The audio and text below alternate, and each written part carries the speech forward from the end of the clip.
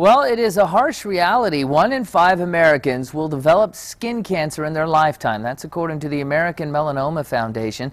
Dina.Kupfer went to an area dermatologist to find out just what you need to look for when scanning your skin for cancer. And I think a lot of people have the false perception here that if you are tan or dark-skinned, generally, that you don't need to be as vigilant as far as checking your skin out. Right, that may be a common misconception. You would just think, you know, if you're fair skinned, maybe the lighter or redder hair, that's more of a concern for you. And it is true, if you do have the lighter skin, you should take a little extra precaution. But somebody who's tan, especially, you know, I know you hit the sun a lot too during the weekdays and the weekends, it's still a major concern, and you really need to be proactive about it. Absolutely. So, looking forward this morning, there are 2 very common forms of skin cancer. There's the basal cell and squamous cell, and then also melanoma, which is very common, and we all have heard about stories with that. And the basal cell and squamous cell are more directly related to the long exposure of sun in your lifetime. So if you spend a couple of days outside a week or just over the course of your lifetime, melanoma, on the other hand, is directly related to those bad sunburns. I know we've all had a couple growing up, maybe as children,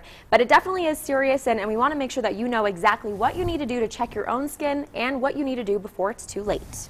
If you've had a lot of sunburns in your life, that would definitely put you at a higher risk for melanoma. About 75% of skin cancer deaths are from melanoma, yet it's one of the only forms of cancer you can prevent. This particular mole is not a problem. Dermatologist Jennifer Janiga explains if you spend any time in the sun, it's crucial to take control now. There are melanomas and other types of skin cancer that can occur in areas that are not sun exposed. So if it happens to be in an area where you say, well, that can't be anything because I've never had sun there, it can be. If you have a history of melanoma, you should have a full body exam, at least annually, and perform regular self-exams for new and changing moles. Cancer changes. So if you have something on you that's changing, if it's growing or getting thicker or bleeding or itching, it's your body trying to tell you something. Dr. Janiga says to remember the A, B, C, D, and E's when looking at your own skin. A for asymmetry. Check to see if the mole takes on an irregular shape or if it's bumpy.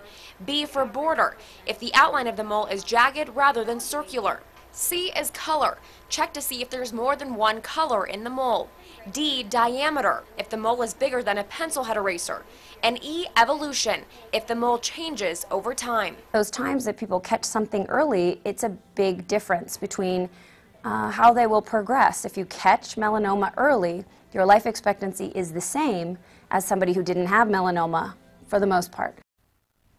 And of course, as we talk about what you can do to prevent your skin from further damage, SPF 30 is what Dr. Janiga told me is at least what you should be looking for in a sunscreen. And also look on the bottle to see if it says broad spectrum. That means that it is going to protect you from every sort of spectrum of rays in the UV ray category. And so broad spectrum and SPF 30, 2 big things to look for. And the expiration date too, we were talking about that. Yes, and a lot of people don't realize sunscreen expires and it can actually develop bacteria. So at the end of the season, throw it out and just get a new one next year. All right, makes sense to me. Thank you so much for that, Dina. 6:49 is the time.